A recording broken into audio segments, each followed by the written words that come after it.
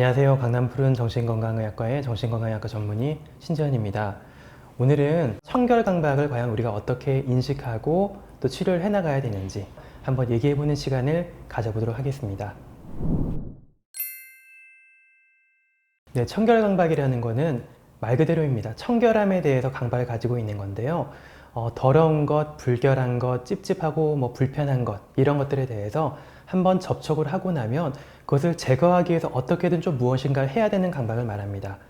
손을 과하게 씻는다든지 아니면 샤워를 1시간 이상 한다든지 아니면 물건을 치워야 되고 절대로 어떤 불편한 것을 집에 두지 말아야 된다는 그런 식의 제거 행동이 이어지는 것이죠.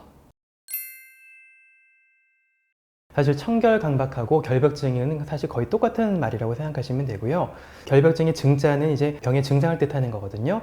그래서 이 두 가지 용어는 거의 똑같은 용어로서 쓰여진다고 생각하시면 되겠습니다. 과하게 깔끔한 사람도 있는데요. 이 과하게 깔끔한 사람은 병과는 분명 다르거든요. 병과 병이 아닌 것을 구분하는 가장 큰 기준은 얼마나 기능에 제약이 있는가 하는 겁니다. 그리고 병이라고 하는 것 때문에 우리가 일상생활을 못하고 손을 씻느라 사람들 못 만나고 어디 사람 많은 곳 못 가고 공중 화장실 못 가고 이런 문제들이 생기잖아요. 또 어떤 분들은 손을 과하게 씻느라 이 손에 피부가 다 벗겨져 가지고 뻘겋 염증이 일어나고 계속 피부과를 다니셔야 되는 분들도 계시고요. 반대로 깔끔한 거 좋아하긴 하지만 그것 때문에 시간을 많이 허비하거나 일상생활에 제약이 있을 정도는 아니야 라고 한다면 이것은 병의 수준은 아닌 거죠. 그렇게 구분을 하시면 될 것 같습니다. 강박증의 원인은 한 가지로만 재단할 수가 없고요. 대개 모든 정신과 병이 그러한데 기본적으로 기질적인 부분과 환경적인 부분이 함께 결합돼서 나타난다고 보통 얘기를 합니다. 기질적인 성향이라는 것은 좀 다소 주변 자극에 대해서 과민하게 반응하는 성향을 말하고요.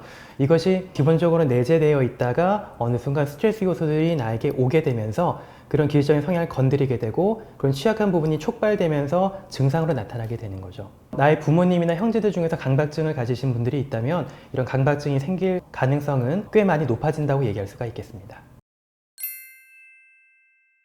강박증의 종류가 굉장히 많은데요. 청결강박, 확인강박, 그 다음에 정리하는 강박, 대칭에 대한 강박, 아니면 요즘에 TV에 많이 나오는 저장강박증, 이제 같은 증상들이 있는데 그 여러 가지 강박증의 서브 타입 중에서 가장 흔하게 많이 보게 되는 것이 바로 청결강박과 확인강박이라고 할 수가 있겠습니다.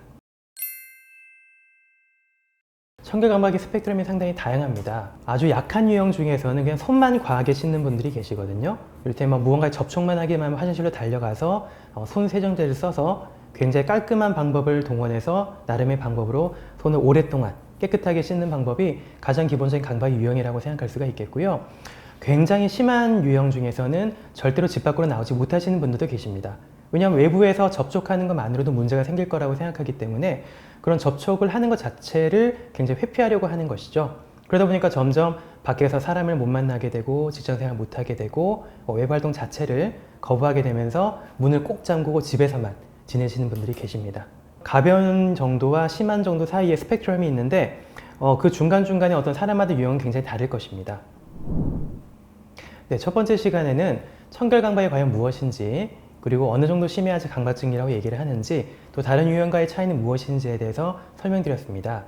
두 번째, 세 번째 시간에는 앞으로 강박증을 어떻게 치료해야 될 것인지 또 그리고 그 강박증을 실생활에서는 어떤 노력을 통해서 극복을 해내야 되는지에 대해서 설명드리도록 하겠습니다. 영상이 도움이 되셨다면 구독과 좋아요 부탁드리겠습니다. 감사합니다.